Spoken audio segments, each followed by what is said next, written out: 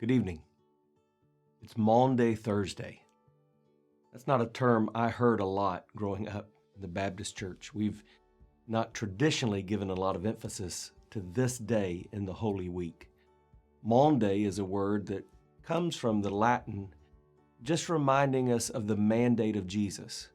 It was on this day that Jesus made clear his mandate as he would be heading toward the cross, the death, burial, and resurrection before his ascension into heaven. But this was a busy day. All of the Gospels give you glimpses into what took place on Thursday of the Holy Week.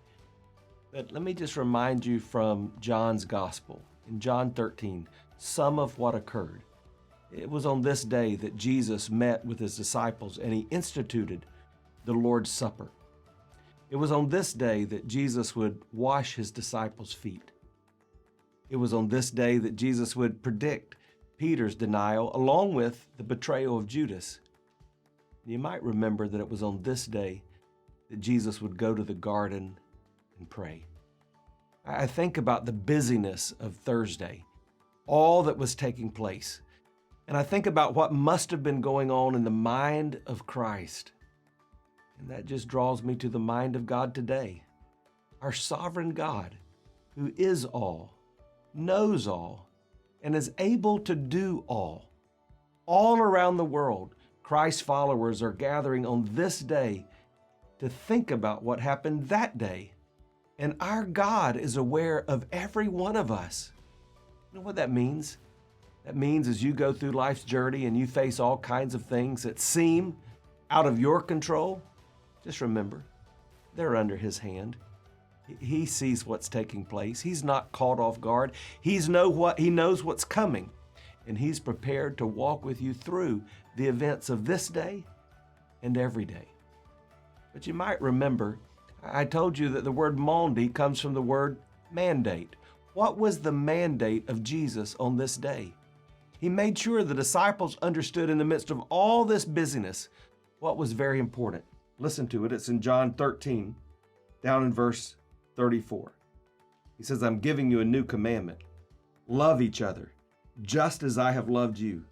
You should love each other.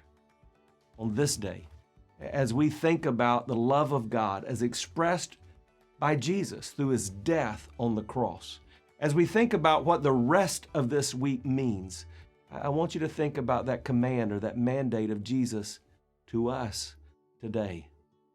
It's no surprise that Jesus would go on to pray in the garden, Father, may they, that's us, be one, just as you and I are one. We can't be unified in relationship if we don't love like God has commanded. I want you to contemplate that for a few moments.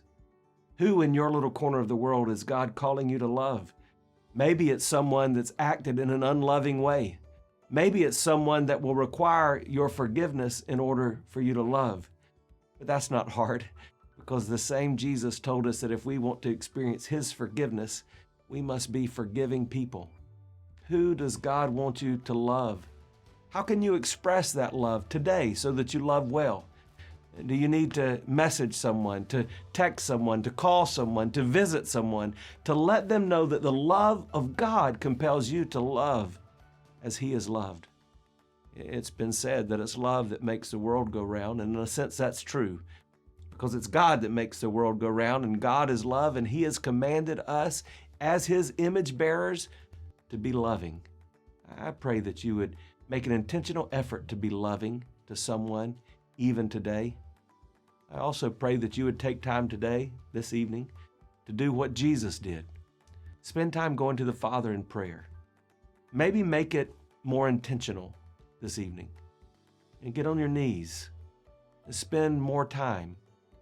Pray not only about what's going on in your world as Jesus did, pray about those things that will come, and that you would have the strength to act in the Father's will just as Jesus prayed that he would. All of this is possible because of what's coming on later in the week. Jesus does go to the cross after being denied, after being betrayed, but he rises again. It's Thursday, but Sunday's coming. That makes a difference for you and me. Let's think about that mandate of love. And as we do, I pray that you will be blessed.